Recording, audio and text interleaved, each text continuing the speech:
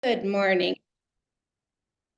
Good morning, everybody. I just want to make sure that you can hear our sound. So if you could just give me a thumbs up or a wave to make sure that you can hear the audio, that would be great. Fantastic. Thank you so much. We're just going to jump on board here to make sure that we keep track on timing. And we will let people come on in as they can join us based on their time. Welcome. We are very excited about this webinar. Dr. Jennifer Teasdale, as you know, has been with AST for many years, and we're excited to learn all about your baby's milestones through this presentation. We appreciate you joining us, and we hope you enjoy all of the content that's coming your way. I did want to let you know that there will be, within about 24 hours, a follow-up email with a link to YouTube that you can share with friends or go back and review at any time. I think that's all for me. Dr. Jen, I'm going to pass it on to you, and I'll just be on standby for any questions that might come up. Sure, thank you. Hi, everybody. I can see some names that I know, so it's really nice that you all are joining us today. The only thing I want to let you know is that I've never taught online before, so this is kind of new for me. So bear with me for my first time. This class is called Mastering Motor Milestones, and it's something that I wanted to do for years and just never had the energy or the time for until now. So I'm thrilled to start talking about it. So you'll notice that my name says Jennifer McMullen, but in the office I go by Dr. Jennifer Teasdale, just FYI. Most of you already know me, but there are a few names that I don't recognize. So just so you know. Yeah, so we're going to talk mastering motor milestones. There's so many in the first year. Your baby grows so much, or your babies, because I know we've got a twin mama on here as well. So your babies grow so much in that first year. So much is happening. And there's some really important milestones in motor development that also relate to neurological, language, cerebral development. So we're going to kind of talk about that. Most people don't realize that. They just sort of think, well, my baby's either moving as predicted or my baby isn't. And then sometimes we notice it and sometimes we don't. And so today we're going to talk about why it's important to notice it and why it's important to hit the major ones. So I've chosen some of the major ones to discuss today. So we're going to go ahead and get started. So here we go. A little bit about me. Now it's not going to work. Hang on, guys. There it is. A little bit about me. I've been at active sports therapy. I think it's going on about 13 years. I've been in practice since 2011 in Calgary. I went to the University of Western States. I've seen women and children since the beginning of time, since I graduated. And then also being at active sports therapy, I've melded that with sports. So mainly at this point, I see a lot of incredibly active mamas or mamas that want to get active as well. So I have a lot of special training in perinatal populations, some pelvic floor rehabilitation, and tons of pediatric population stuff as well. I'm a mom to a 10-year-old, almost 10-year-old, to be 10 in April, and he loves hockey. And I've been in the fitness industry for apparently 24 years, which I cannot believe. So I used to be a personal trainer way back in the day when I was getting my kinesiology degree. And then after that became a boot camp instructor, which parlayed itself into yoga teacher training. And then that parlayed itself into bar and spin. So I've been doing movement my whole entire life. And then I was also the lead chiropractor for the Alberta Ballet, which was something new. It was sort of a fun little trial where they brought in a physio and a chiro and a massage therapist to be at the company.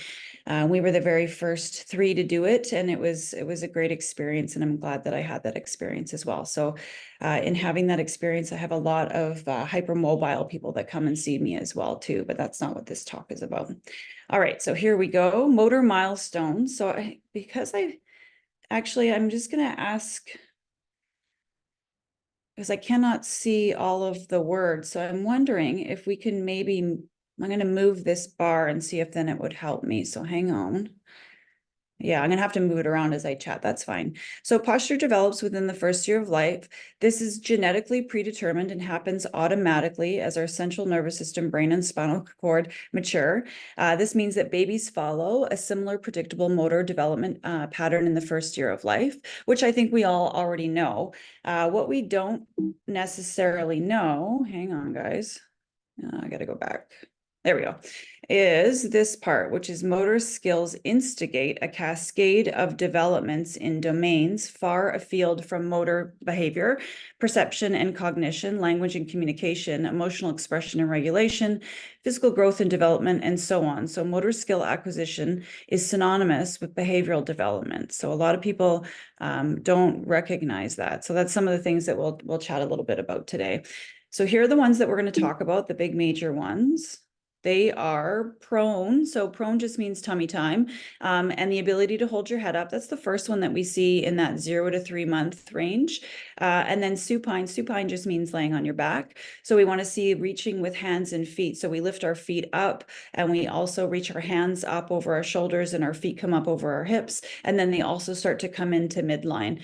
And this is a pretty exciting thing to see because it's actually the first thing that we can start to recognize as core stabilization. So that's something that's important to definitely see. And then the next one that I often see is rolling and tummy time. So I get asked a lot of questions about tummy time and rolling in terms of when is the time to roll from back to front or front to back. So we'll talk a little bit about that. And then sitting unassisted. And once again, once we see sitting unassisted, it's a pretty exciting time because we know that there's some core stabilization, spinal stabilization, as well as intra-abdominal pressure. So intra-abdominal pressure is something that we'll discuss when we get there, but that's huge because then we know that our baby's going to be upright. And we also know that our baby probably doesn't have essential coordination dysfunction or disorder, which is really great as well. Then we get to crawling, and crawling is another big one. It can come in many forms, and some are more preferred than others. And then lastly, walking. And so when we look at these time frames, we want to be a little bit more lax in knowing that walking, although we sort of expect it to happen at 12 months, there's a range, and that's okay that there's a range because everyone is a little bit different and babies do develop in their own time predictably. However, there's also times where we need to intervene if it's going longer than expected. All right. So here we go. We're going to start. Here's some babies. So these are all the ones that all the motor milestones that we're going to be talking about today. So 0 to 3 months. I've got some pictures on the side here, and you can see that the very top picture is, a fresh little one, a newbie. And then we've got one here at the very bottom. It's a little bit between where we are here at the top and then the older one here in the middle. And so what we're noticing is just some changes in where the arm positioning is. And we'll talk about that in just a second. So tummy time is something that I see in the office as sometimes it can be a barrier. Sometimes it's maybe not something that we're discussing as much or making it as much of a priority because we're hitting some difficulties like baby doesn't maybe like tummy time, or we're not sure what tummy time might look like and that kind of a thing. So tummy time is something we want to start right away. So the minute that baby comes home, we want to start that tummy time, and I'll talk about what that might look like when they're little. And so we want to expect to work up to 1 or 2 minutes when they're teeny tiny, and then work up to about 12 minutes by the time that they're 3 months old. So some things that we're looking for, and that when we say we are looking for, usually anyone that works with pediatric populations, is we want the head to be able to lift up. And then we also want to see that the head can rotate both ways easily, so they can look in both directions. And then what we're noticing in that first picture is that baby's elbows are really close in and tucked because they don't have the strength yet. And then as we start to see them develop, their arms move a little bit further away from their bodies as they develop more shoulder stability. So this is one of those moments where we start to even see some shoulder stability happening.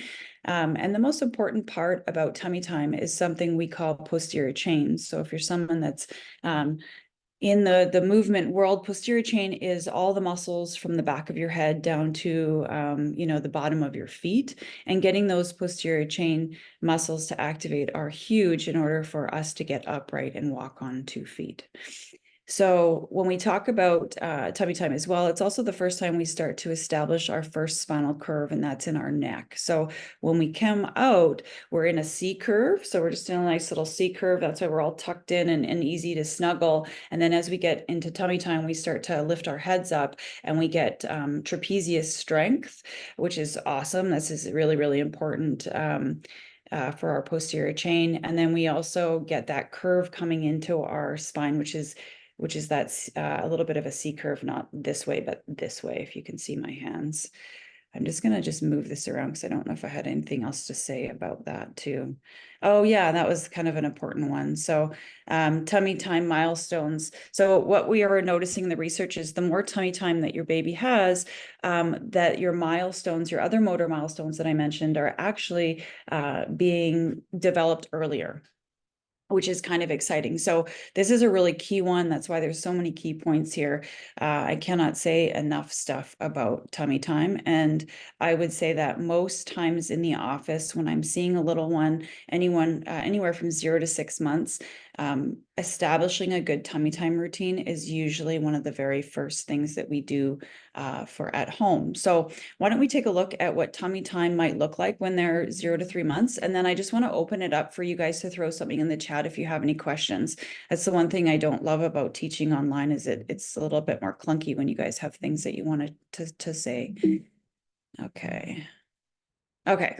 So tummy time when we're fresh earth side looks like, there we go. Looks like on our bellies, right? So this is something that most of us are already doing. So we're going, belly to belly with our baby. Dads or other partners are doing this as well. And we're eye to eye and we're having a good time. So that really is inclusive of tummy time for sure. The other one that is tummy time that I think most people maybe wouldn't even consider it is lap time. So when we have baby in our lap, maybe we can flip them over and have them on their belly in our lap. This is another really easy one. These are important ones because if we have some kiddos that don't love tummy time and they get on their belly and they get cranky and we get kind of overwhelmed, and then these are really great options to still get your tummy time in. And then as the baby develops, as their traps and their posterior chain gets stronger, as they're able to lift their head up more, then you can transition them into something like we see here with the blanket. But most of us, and what I show in the office, is we'll use like a breastfeeding pillow, one of those C pillows, and then baby can be propped up. And once again, you're just sort of helping them to look up so they can see around. And then from there, we can move into eye level tummy time.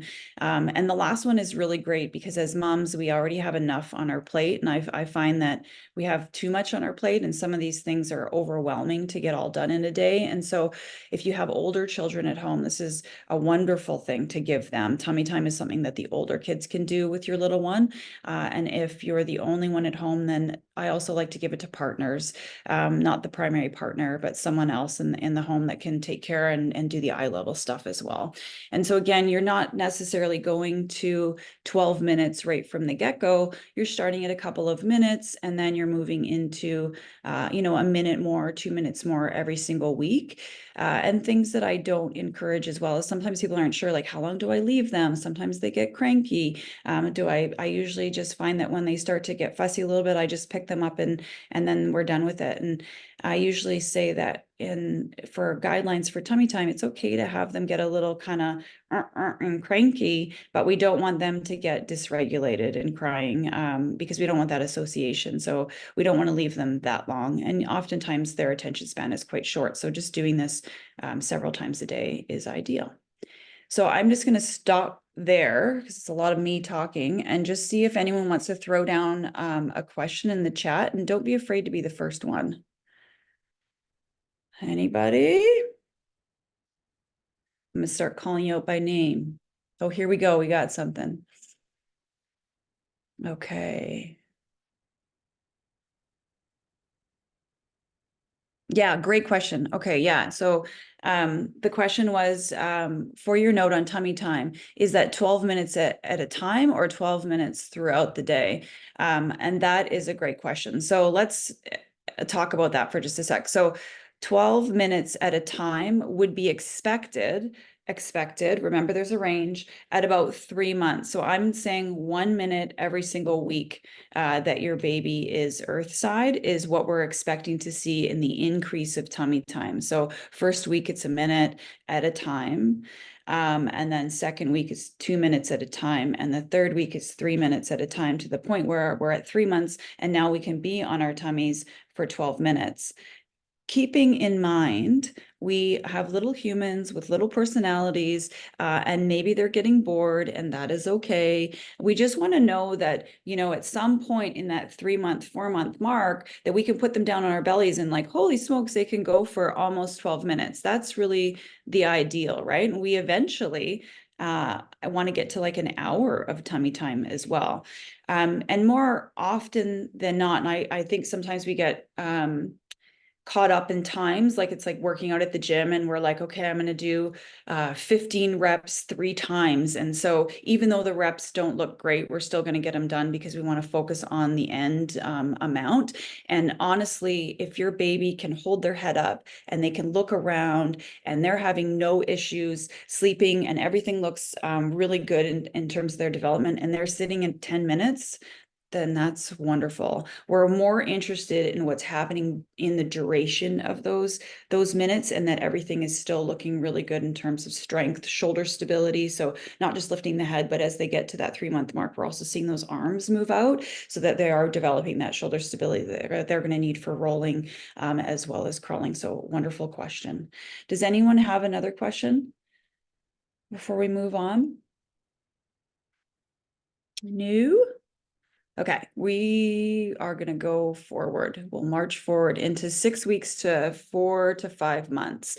So I just had someone in here, I think it was last week or the week before, who was concerned that maybe their baby wasn't reaching, and they were in that 3 month mark. So as we can first start out with, this range is really big, which is nice. So it gives baby lots of time to develop on their back, with their hands reaching and reaching for their toes and their feet. So we're talking about this milestone because these are one of those foundational milestones where we're laying on our back with our legs up over our hips and our arms up over our shoulders. Both legs and arms can move to midline, so they can go from here to here. And again, that's why we say 4 to 5 months, because oftentimes they'll get here, but then it takes, you know, a little while to finally get to a place where we're holding on to things. And you know that because you are watching your baby grow as well. So both legs and arms can move to midline, and hands are reaching for objects, which I just mentioned.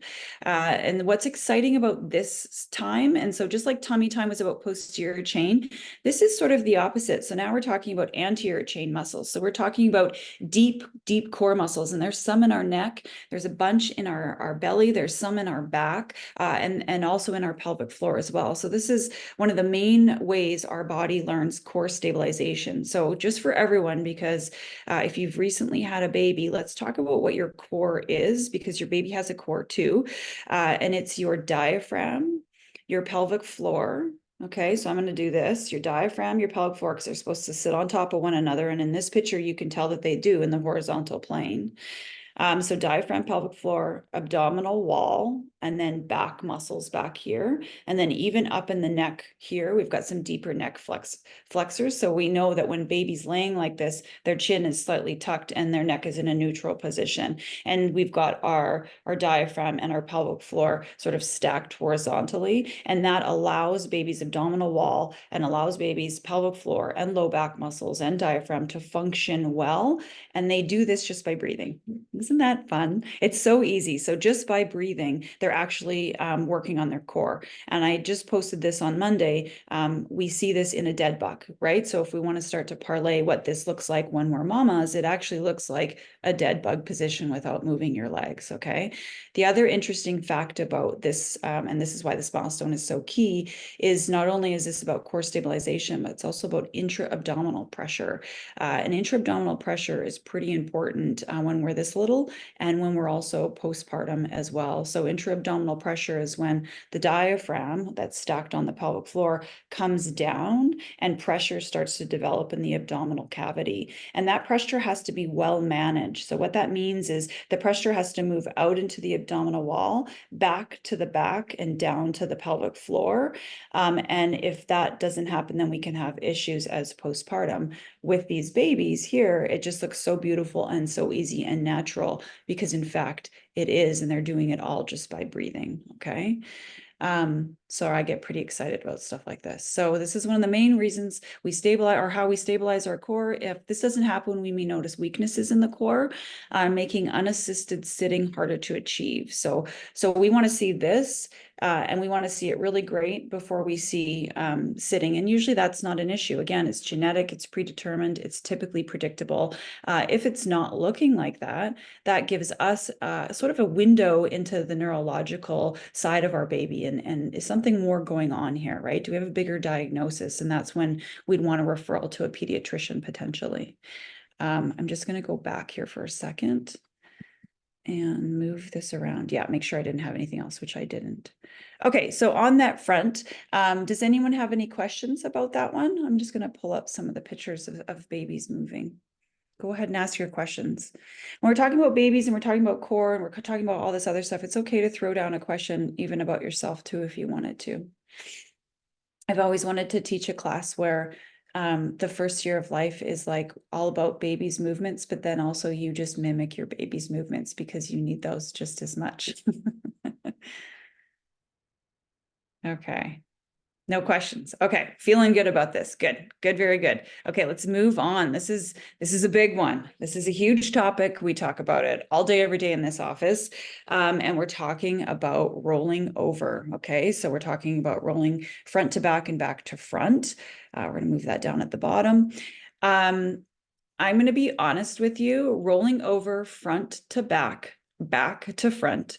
You can Dr. Google this. However, I'm not a keener on timelines when it comes to this. I think the range between 3 to 6 months is totally fine. I think front to back first is totally fine. I think back to front first is totally fine. I think it's really dependent on the first two positions that I showed you. So if we are spending more time on our back, and we're reaching for things more, I think we're going to see a baby that rolls from back to front first.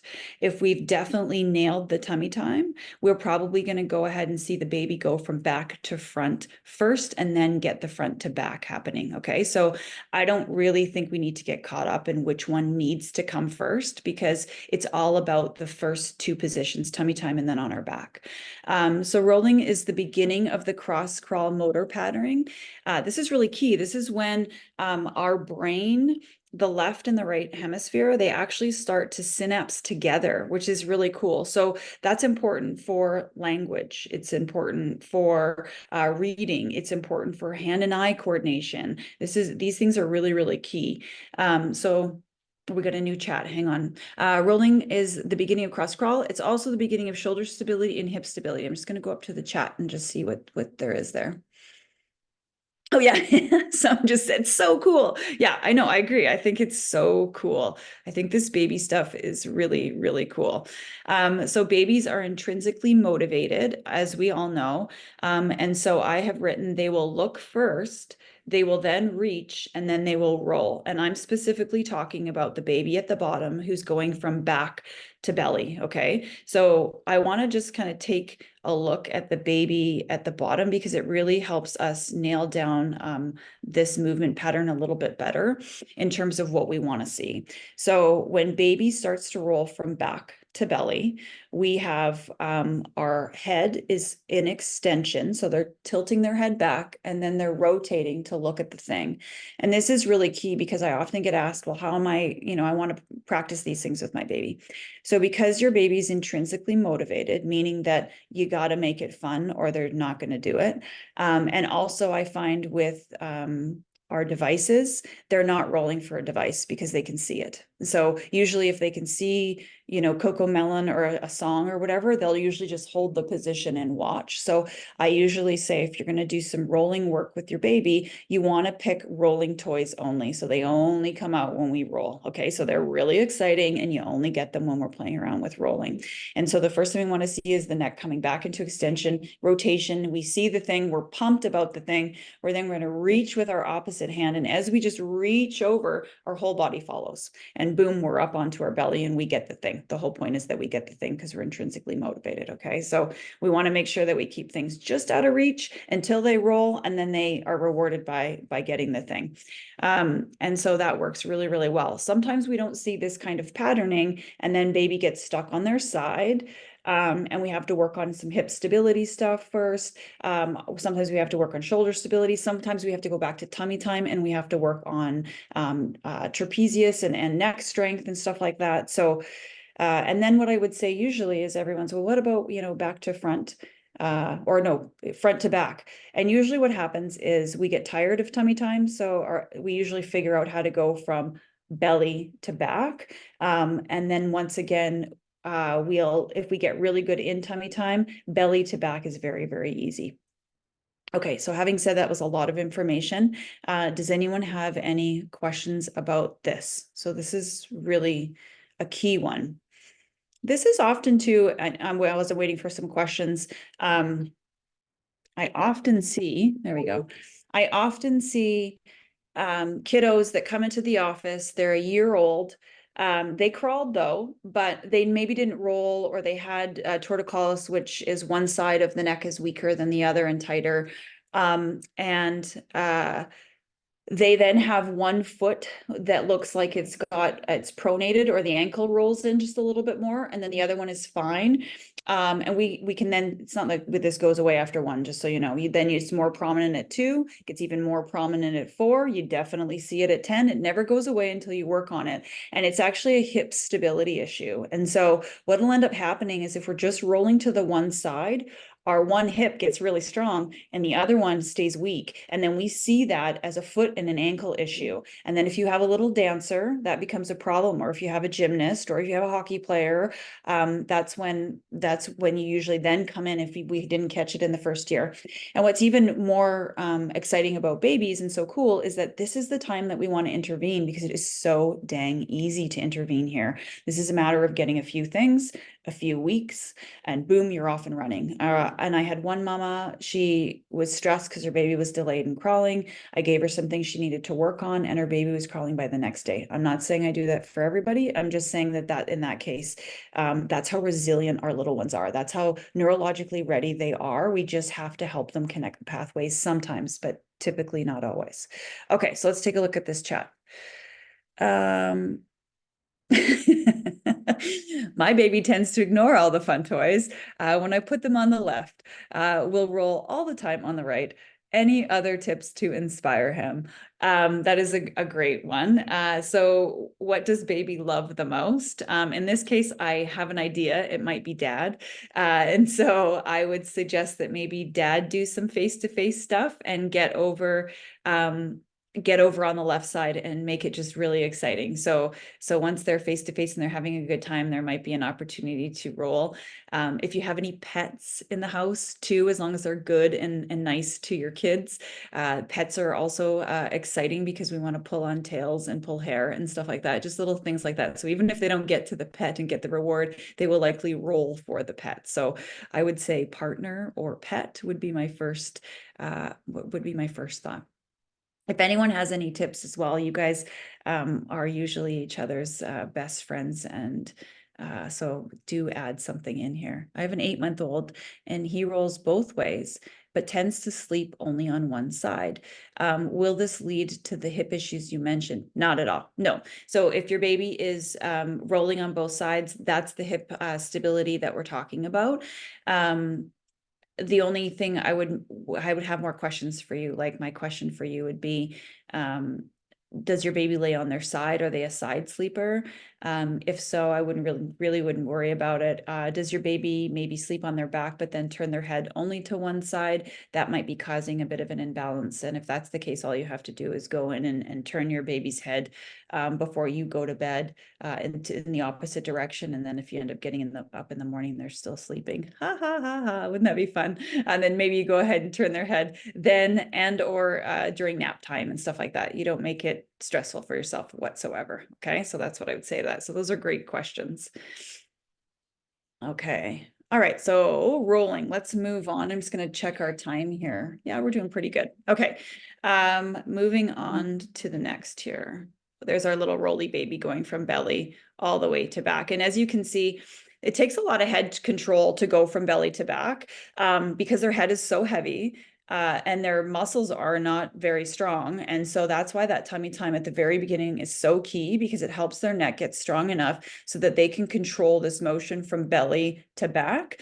I could just watch this all day. Anyways, the other thing that we notice in this, and I usually say, is go try it yourself, because it's really hard for us to roll from our belly to our back. It's an eccentric motion, so it means that our muscles are lengthening at the same time as they're loading. So this is a really challenging one. I often find that back to belly can sometimes be the easier of the two for kiddos, but again, it all depends on that tummy time. Okay, so now we're talking about sitting unassisted. So sitting unassisted, I'm going to move you guys again. Sitting unassisted, strong posterior chain muscles. So once again, we want that tummy time and that strong back and neck. Proper core stabilization. We want that laying on our back and being able to bring our hands up above our shoulders, our feet up above our hips, and our hands and feet to midline. And then also noticing that there's no curve in their low back when they're laying on their backs. I don't honestly, I've never seen it in practice. And if I did, it would be a pretty obvious one that I think probably even your family doctor would catch and would want to take a closer look at. So it's not something I see ever. It's mostly I see like the hands, the shoulder stability, the hips stability, and then the head stuff as well. Okay, so intra-abdominal pressure is there, core stabilization, spinal stabilization, which is synonymous with core stabilization, is there. And then there's some ready reflexes that I thought I would throw in there because I got asked a question about feeding. So about when is it time to maybe start some solids? And this is one of the signs. There are several, but this is one of the signs that your baby is ready to sit upright, which according to the CDC is a requirement to start feeding your baby solids. But the ready reflexes are lateral and vertical propping. And so I think this little last guy kind of shows it. So it's when the hands kind of come out. The hands come out and they come down forward to catch themselves, or they come off to the side as they lose their balance once again to catch themselves. And so we usually start to see that around 5 months, 5.5 months. And it really gives us a signal that neurologically they're getting ready to sit unassisted. Okay. That's really important, that one. Yeah. Any questions about sitting unassisted? That one I feel like is pretty.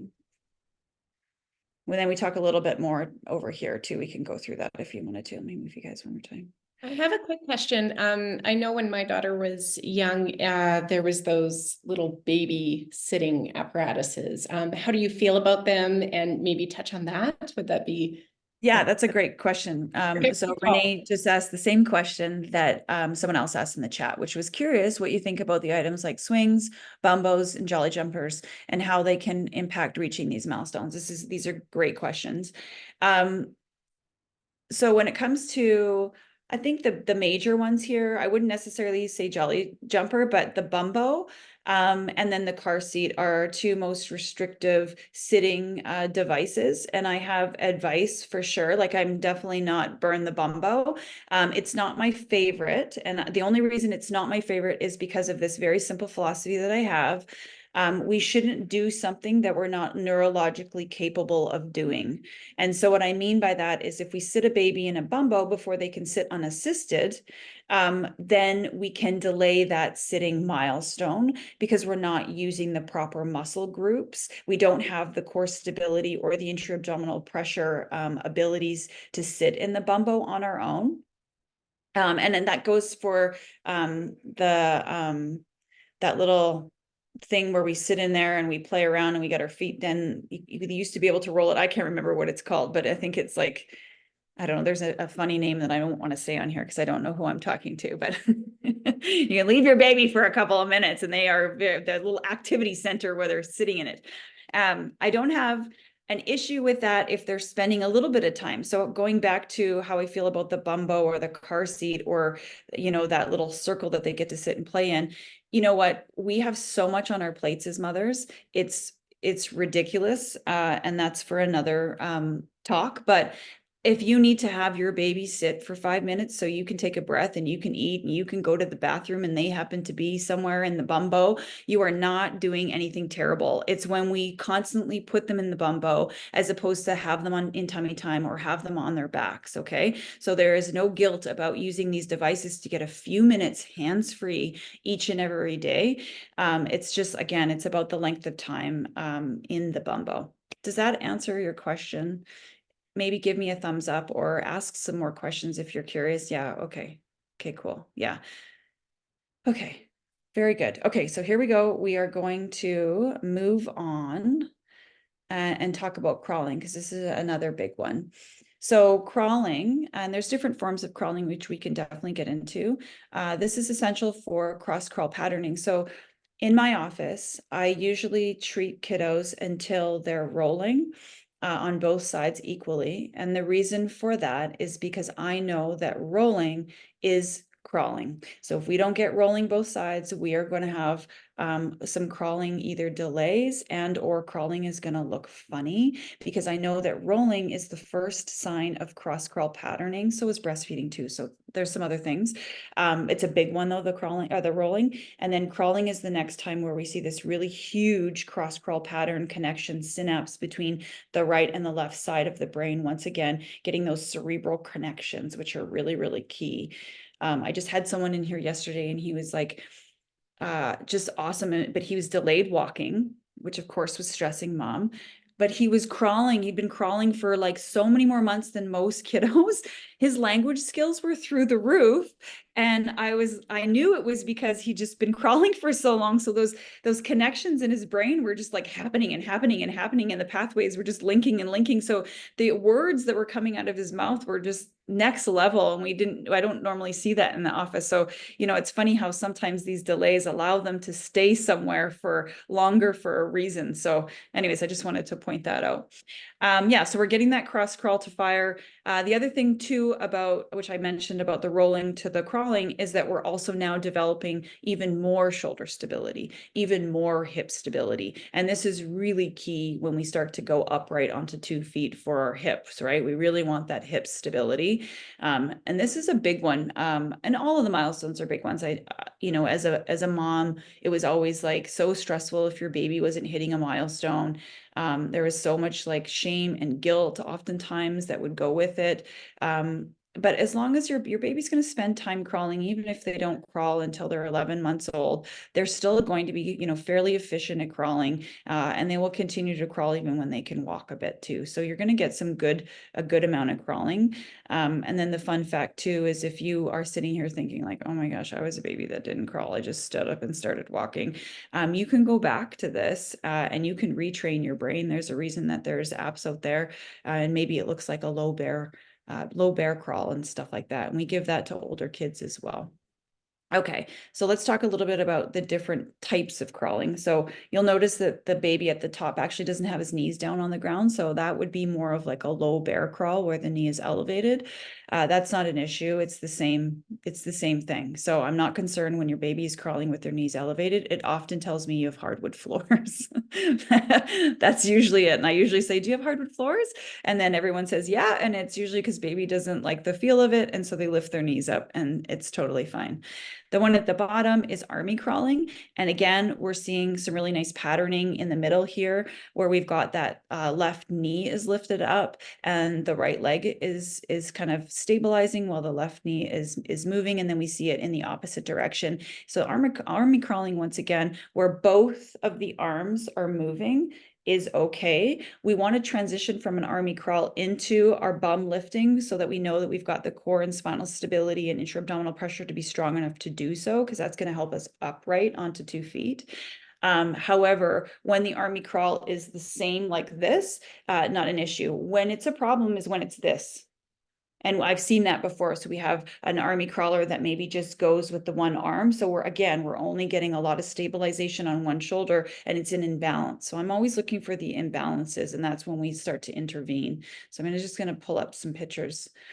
So here are some things that that we see as well. And oftentimes when we say crawling, some people are like, yeah, my baby crawled, but we didn't talk about how your baby crawled. And so the patterning from the previous slide, those are keys that we definitely want to see. When we start to see some patterning that looks different, like for instance, this tells me that we're getting no shoulder stability, no strengthen through the shoulder. Our hips are doing a lot of work. So this is kind of a non-preferred or ideal pattern. And we would want to take a look at what's going on here in baby's hips or neck, because they often choose the path of least resistance. The other one here is one I see way more often in practice. We just have a preferential side. So we're going to crawl, but we're only going to crawl with one leg lifted and one knee on the ground, and it's always going to be the same leg. So once again, we're sort of we've got an imbalance of loading through the hips and the shoulders. And so that's something that we work on in the office as well. And we would see that again, once we start to stand, we would start to see some hip discrepancies and stuff like that. Any questions about that? No, we're good. When it comes to these types of milestones, I had a thought, but then I lost it, and we'll see if it'll come back. I don't know. I'm going to move on and see if it comes back. All right, here we go. We're going to talk about walking. So pulling up happens around 9 to 12 months.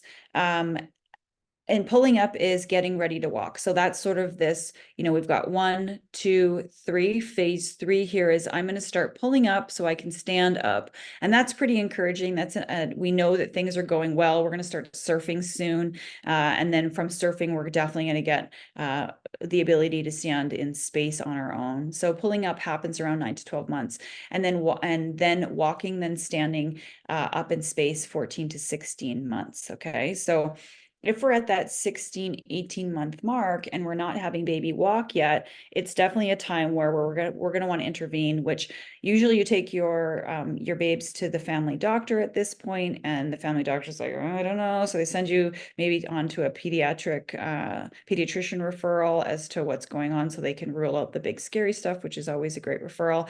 But in the meantime, you can be working on that stuff with pediatric chiro and or pediatric physio, or both. Oftentimes I'm co-managing, collaborating with pediatric physio as well. So we encourage walking by encouraging curiosity and climbing.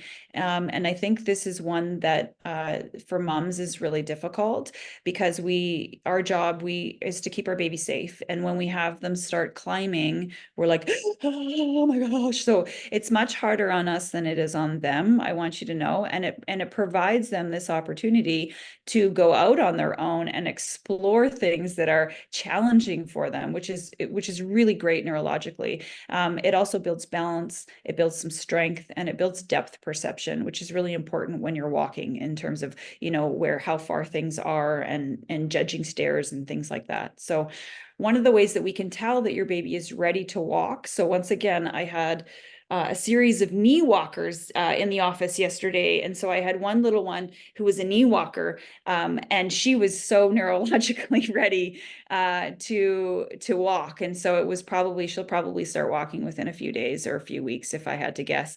But it's called the parachute reflex. So it starts around 8 months and it never goes away. And so the reason for that is if we fall, we want to be able to put our hands out to catch ourselves. This is a really important reflex to see. It's often one we already see every single day when we're playing with our babies, right? We're playing on our bellies and we're kind of pretending like we're flouncing them around or whatever. And so this is easy one to see, but it gives us an idea that your baby's neurologically ready to start walking, because they're going to be able to support themselves in the event that they fall. Okay, what else? And then the last thing I think I mentioned about walking is that walking develops the last spinal curve. So once again, we get that C curve. So again, we're born like this, and then our neck starts to develop this way, and then our low back starts to develop that way, and our thoracic or our mid spine still stays in that curve. So that's a pretty exciting time.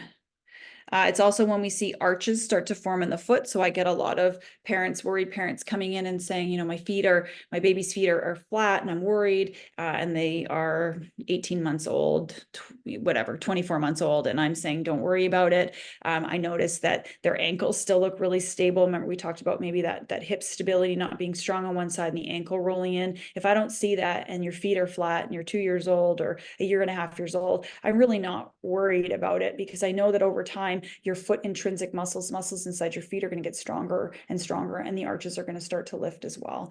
And something that I don't hear as much about, maybe because of the barefoot movement, but I used to hear a lot about it is, you know, do I need to put my baby in shoes or should we go barefoot or socks or what should we do? And I prefer barefoot. And the reason I prefer barefoot is because there's so much proprioception, which is sort of sensors of balance and where your body is in space, and they're all in your feet. And so when you put socks on that or you put shoes on that, it doesn't give the brain the neurological information that it needs to be able to fully grasp where it is in space. So barefoot is always best.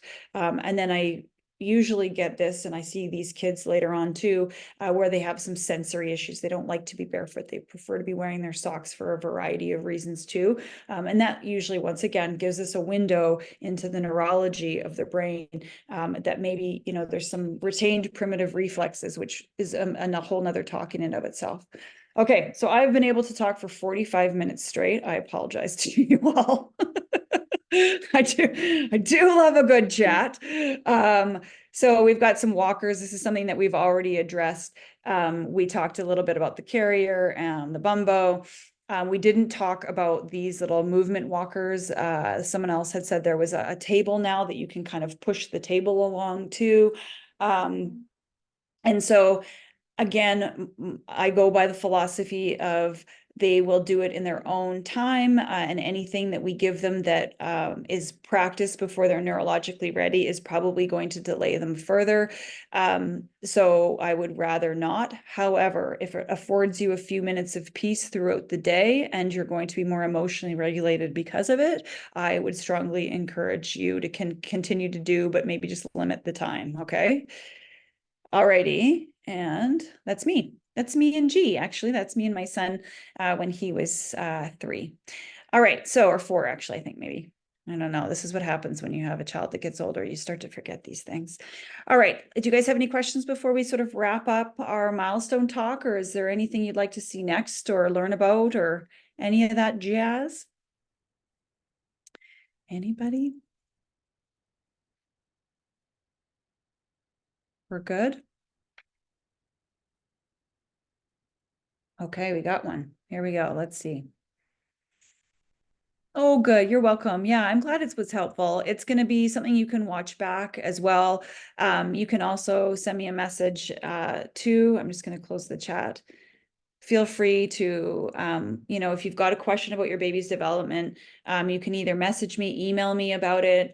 You can find me on Instagram. You can book an appointment here. There's a few more things as well. Thank you. Thank you. Good, good, good, good. Yeah.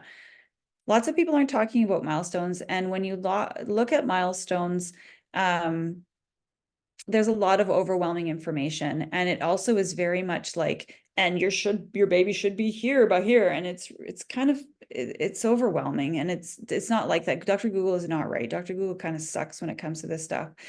The other thing that I didn't mention, I just remembered just quickly to sort of send you off on, is this thought that I have in my practice when I treat babies, is we're not just setting up the neurological connections for language and hip stability, all this other stuff. We're actually setting them up for sport and movement in life. And it's so important because I see a lot of kiddos on the other end. They're now 7, 8, 9, 10, 11, 12. They're struggling to want to ride a bike.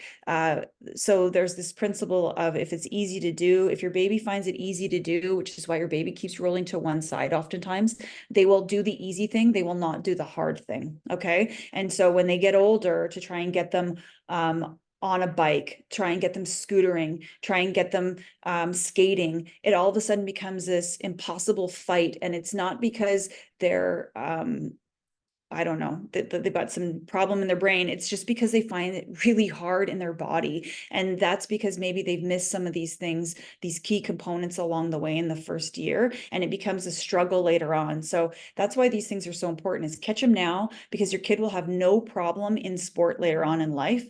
But there is always still an intervention point, always and forever. There's always a place and time where you can bring your child in to be assessed, to get the strength that they need to do the thing that you and them want to do. It just might take a little bit longer than it does in the first year of life. All right, guys. Thank you so much for joining me today. You all have a wonderful day, and I will pray for you to have a wonderful sleep.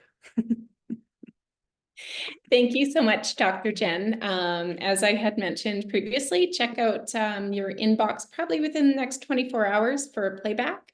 And I think that's all. Everyone have a wonderful day, and thanks for the Bye, amazing. guys. Bye.